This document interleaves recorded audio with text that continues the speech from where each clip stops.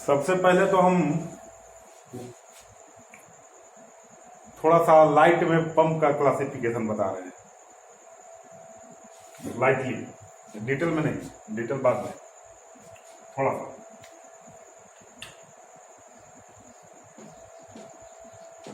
Pump, ठीक है।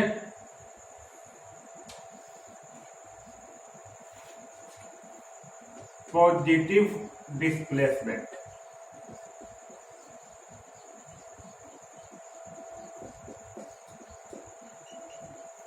Positive displacement pump, इसी का दूसरा नाम है, इसी का रोटरी, क्या नाम है?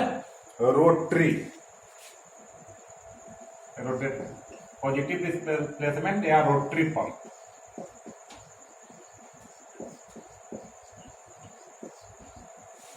ठीक है।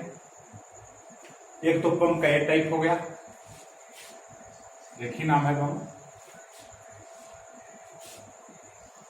दूसरा, ये पॉजिटिव डिस्प्लेसमेंट है, इसको कर दीजिए नॉन पॉजिटिव डिस्प्लेसमेंट।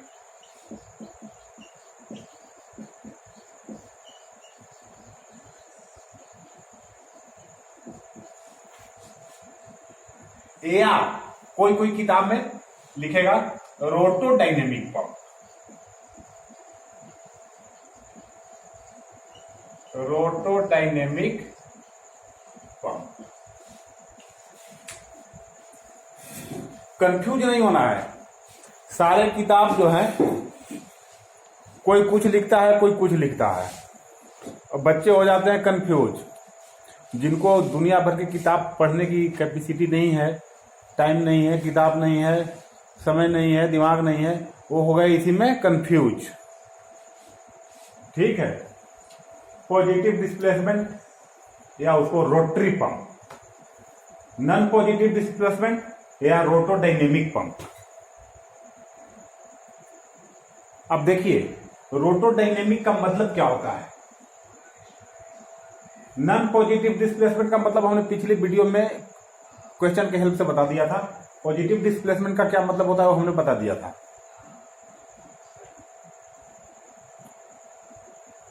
रोटोडायनेमिक का मतलब है, तो रोटो मतलब घूमना, और डायनेमिक मतलब नहीं कहा जाता है कि आदमी डायनेमिक है। तो डायनेमिक का मतलब कि कंटिन्यू मोशन में रहना, 24 आवर, कहीं भी स्थिर न बैठना। डायनेमिक का मतलब ही वही होता है कि बहुत बड़ा डायनेमिक आदमी है, मतलब हमेशा घूमते रहेगा, बैठेगा नहीं, स्थिर नहीं रहेगा। तो वैसा पंप जिसके अंदर इंपेलर हमेशा घूमे, जब उसको आप ऑन कर देंगे तो घूमते रहेगा, जब तक बंद नहीं करेंगे वो घूमते रहेगा। और घूमने से भी हमको नहीं मतलब है, घूम करके काम क्या करेगा ये देखिए। तो जो नीचे से पानी आएगा, जैसे हाथ मेरा ये पानी है, मेरा ये हाथ पानी है, तो ऐसे ऐसे करेगा तो मेरा ये पानी ऊपर जाएगा कि नहीं? ऐसे ऐसे घूम रहा है, पानी आते जा रहा है, जाते जा रहा है, मतलब एक कंटिन्यू पानी को ऊपर धक्का दे रहा है घूम करके, डायनेमिक। ठीक है। अब आप कहिएगा बहुत अंदर जाइएगा ना, बहुत अंदर, तो बहुत अंदर हम लोग को जाने की जरूरत ही नहीं है। इसको रोटोडायनेमिक कहते हैं। यही चीज उसको क्यों नहीं कहते हैं? रेसिप्रोकेटिंग पंप उसमें आते हैं ना एग्जांपल। तो देखिए रेसिप्रोकेटिंग में क्या होता है। ये पिस्टन है, ये सिलेंडर है, पिस्टन है। पिस्टन जब इधर आया तो इसमें सकिंग हुआ तो नीचे से पानी आकर के इसमें घुस गया और नीचे वाला वाल्व बंद हो गया। अब ये पिस्टन फिर इधर से इधर आया, तो ये जो पानी है, धक्का मिला पानी को, तो नीचे जाने का रास्ता नहीं, ऊपर आ गया। फिर ये इधर आया, तो जब ये इधर आया तो उस समय तो पानी कोई ऊपर जा नहीं रहा है, नहीं ना जा रहा है। तो इसमें जो है पानी का ऊपर जाना, फिर रुकना, फिर थोड़ा पानी नीचे से आया, फिर गया, फिर आया, फिर गया। अबे जैसे हम बोल रहे हैं ना, इतना तो नहीं होता ना, उसमें बहुत तेज चलता है मशीन, लेकिन आपको समझ में आ रहा है ना कि पल्स है वो, पल्स, जैसे हमारे हड्डी का पल्स है, चलता है, धड़कता है, धड़कता है, धड़कता है बहुत तेज गति से, इसी तरह वो और बहुत तेज गति से पिस्टन का अप डाउन होता है, लेकिन कंटिन्यू तो नहीं होता ना। उसका स्पीड आप देखेंगे, पॉजिटिव डिस्प्लेसमेंट पंप का स्पीड कितना है, तो इसके इम्पेलर के स्पीड के तुलना में काफी कम है। तो काफी कम है तो उसको हम कह सकते हैं ना, उसको हम ये तो कह सकते हैं ना कि रोटोडायनेमिक ओ नहीं है, ए है, उसके तुलना में ए है लेकिन ओ नहीं है। हाँ ठीक है, उसमें भी सारे पंप पल्सेटिंग नहीं है, लेकिन एक ऑब्जर्व किया गया कि जितना पंप है उसके अंदर सारे के सारे पॉजिटिव डिस्प्लेसमेंट है। अगर एक बार पानी आ गया तो नीचे नहीं जाएगा, क्योंकि नीचे भाल्व होता है, क्लोज होता है। ये सारे के सारे पंप में है, तो जब सारे के सारे में लक्षण है तो उस लक्षण के हिसाब से उसका नाम दिया गया पॉजिटिव डिस्प्लेसमेंट। और इसमें क्या है लक्षण, इसका लक्षण है कि कंटिन्यू रोटेट करता है, इसीलिए इसको रोटोडायनेमिक कहते हैं। और कंटिन्यू डिस्प्लेसमेंट है नहीं तो इसलिए नॉन पॉजिटिव कर दिए। इसके अंतर्गत आने वाले मुख्य पंप जिससे हम लोगों को लेना देना होता है वो है रेसिप्रोकेटिंग। इसके अंदर भी सब क्लासिफिकेशन है, रेसिप्रोकेटिंग पंप, डायफ्राम पंप, उसके बाद गियर पंप, स्क्रू पंप और रोटरी पंप एक होता है। तो हमको इसमें सिर्फ रेसिप्रोकेटिंग से मतलब है, हमारे सिलेबस में, हमारे कोर्स में कहीं भी हमने तो आज तक नहीं पढ़ा रेसिप्रोकेटिंग के अलावा और कुछ, ठीक है। इसमें पढ़ा, इसमें आता है centrifugal pump, centrifugal pump, turbine pump, propeller pump, PROPELER, और क्या था, समरसीबल पंप,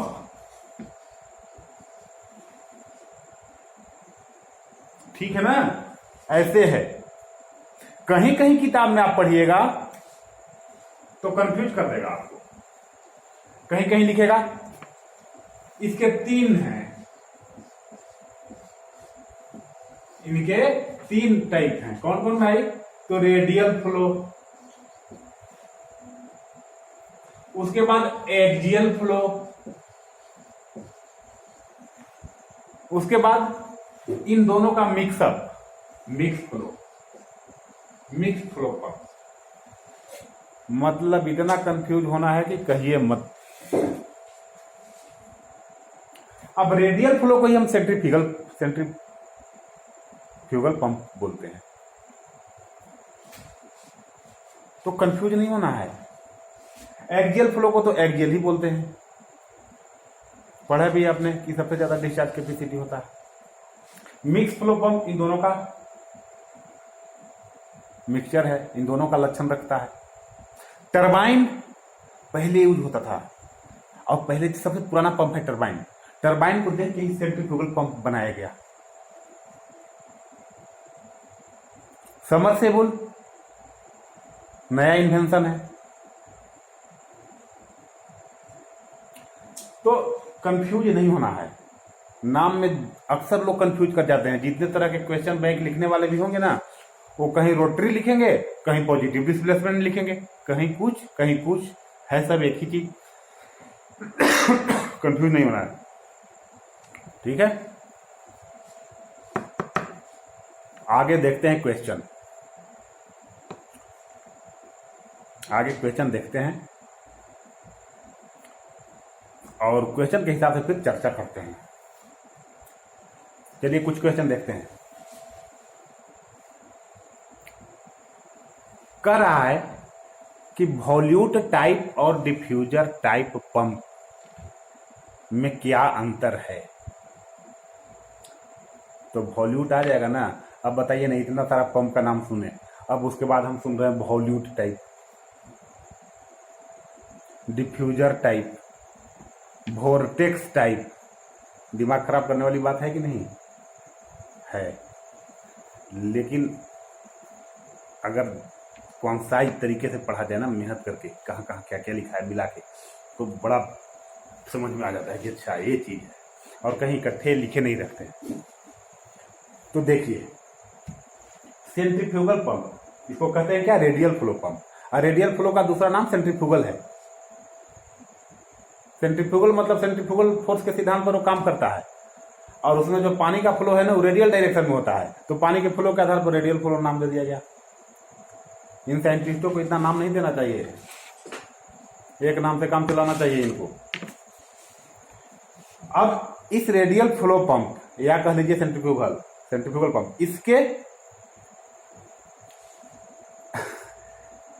इसके अंदर केसिंग होता है, केसिंग और इम्पेलर। इम्पेलर कैसा है, उसके आधार पर 3 तरह के, open, semi open, close. Casing कैसा होता है, केसिंग के आधार पर 3 तरह के, वॉल्यूट, डिफ्यूजर और वोर्टेक्स।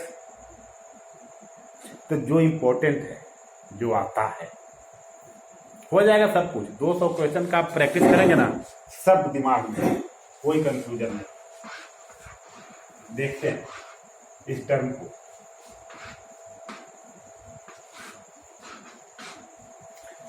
वॉल्यूट पंप, देखिए सेंट्रीफ्यूगल पंप का केसिंग के आधार पर, केसिंग, अब केसिंग क्या होता है वो देख लीजिए। केसिंग क्या होता है, ये मान लीजिए पंप है, ठीक है। ये पंप के अंदर का, ये समझ रहे हैं ना, ऐसे ऐसे भेन होता है कटे हुए, लगभग किसी में 5 भेन, किसी में 7 भेन, ऐसे होते हैं, ठीक है। ये देखिए, ये इम्पेलर है, और ये इसको कहते हैं आई, आंख। समझ रहे हैं बात?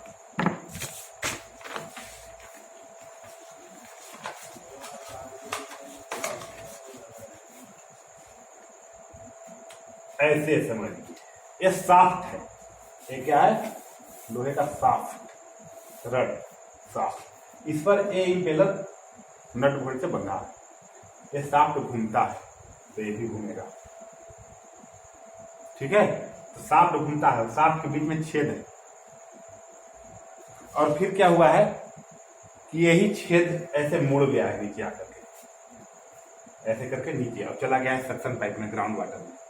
नीचे से पानी आता है, ऐसे मुड़ करके जब इसमें जाता है, बात को समझ रहे हैं ना, तो ऐसे आया है और ऐसे नीचे मुड़ गया, नीचे मुड़ चला गया, पाइप है, नीचे से पानी आता है, यहाँ 90 डिग्री से मुड़ता है, इसमें जाता है अंदर, तो इसमें जाता है अंदर, इसको आई बोलते हैं, और इसके बाहर वाले को इम्पेलर बोलते हैं। अब देखिए, साफ्ट घूमेगा किस डायरेक्शन में? ऐसे घूमेगा, ऐसे, मतलब क्लॉकवाइज।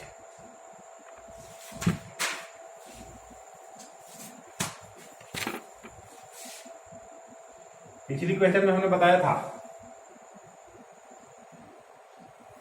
देखिए घूम रहा है ऐसे, इधर ऐसे ऐसे, लेकिन ये जो भेन है यहां से चला है तो इधर की ओर मुड़ा है। भेन किधर की ओर मुड़ा है? देखिए ऐसे इधर की ओर मुड़ा है, तो ये आगे की ओर ऐसे भाग रहा है, ये पीछे जा रहा है, तो इसको कहते हैं बैकवर्ड भेन। हाँ, किसी किसी में ये ऐसा वाला रहेगा, भेन ऐसा वाला, देखिए, तो ये भी इधर जा रहा है और इम्पेलर भी इधर घूम रहा है, तो इसको कहते हैं फॉरवर्ड भेन। अब समझ लीजिए आप, पानी अगर यहाँ है, ये ऐसे घूम रहा है, तो आसानी से पानी छिटक के इधर आएगा कि नहीं? देख रहे हैं ना, इसके सरफेस पर पड़े पड़े आराम से यहाँ आ जाएगा पानी, किसमें आ जाएगा? इसमें आ जाएगा। लेकिन यही अगर ऐसा होता, ऐसा, तो पानी यहाँ आता ना, तो ऐसे ही फंस जाता, इस पोर्शन में पानी फंस जाता, तो फंस जाता तो बाहर निकलता ही नहीं। इसीलिए कहा जाता है कि उसकी इफिशियंसी कम है फॉरवर्ड भेन की।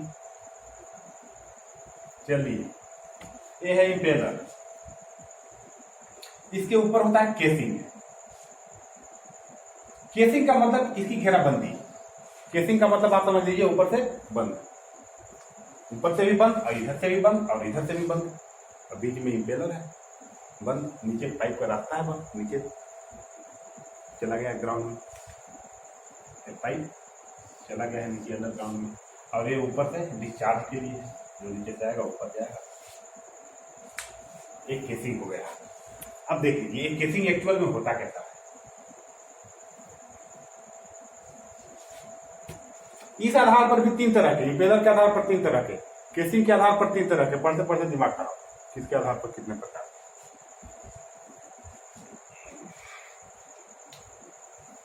ऐसे देखिए,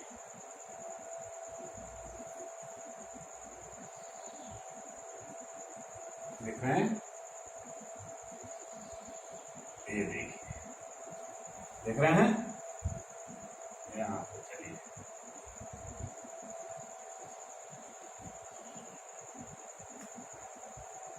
समझ रहे हैं, जो जाकर थोड़ा इसको ज्यादा ही नीचे कर दिया।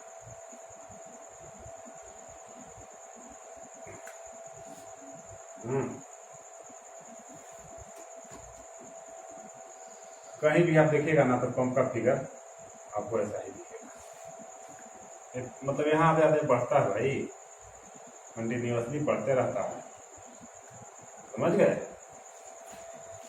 देखिए यहां से इम्पेलर से इसके बीच की दूरी थोड़ी सी, थोड़ी आगे आई बढ़ गई, इधर आई इतना हो गया, इधर आया इतना हो गया, सबसे ज्यादा यहां हो जाएगा। इस टाइप का जो केसिंग है ना, इम्पेलर के बाहर जो आवरण है, कवर है, जो इस टाइप का है, इसको कहते हैं वॉल्यूट केसिंग, वॉल्यूट। और इस तरह के पंप को कहते हैं वॉल्यूट पंप। समझ गए बात। दूसरा, इसी के अंदर एक और आवरण दिया जाता है ऐसे,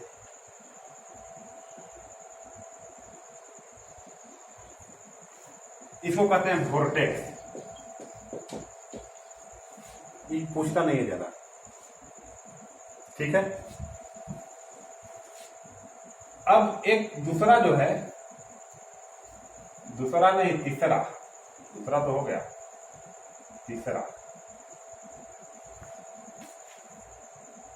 तीसरा में ऐसा होता है,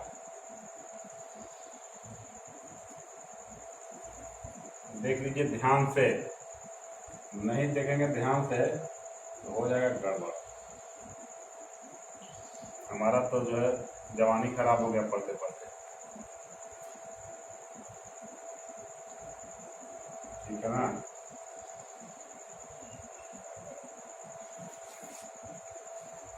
इसके बाद ये बैकवर्ड कर्व, बैकवर्ड वेन है इसमें, ठीक है।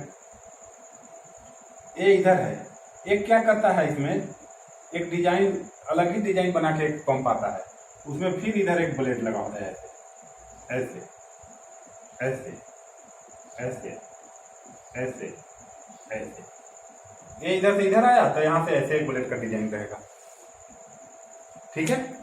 और वो इस जो सबसे पहले बनाया था उसमें यहाँ कम दूरी थी और यहाँ आते आते बढ़ रही थी दूरी आउटलेट पर, लेकिन इसमें ऐसा नहीं होता है, इसमें बराबर दूरी है, नीचे से आया पानी ऊपर गया, इसको कहते हैं डिफ्यूजर टाइप।